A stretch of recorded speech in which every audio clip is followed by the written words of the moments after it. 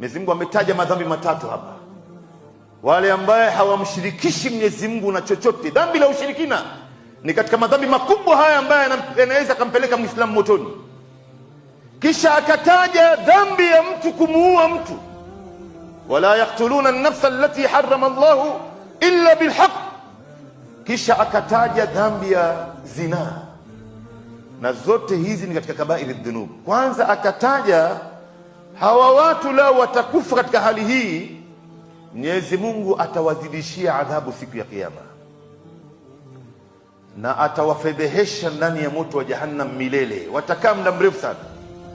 Lakini ndo mwisho wake Mwenyezi Mungu akaja akasema, pamoja na kwamba anaweza kukuadhibu wewe, lau utatubia, illa man taba wa amana wa amila amalan saliha faulaika yubaddilu Allahu sayiatihim hasanat wa kana Allahu ghafuran rahima.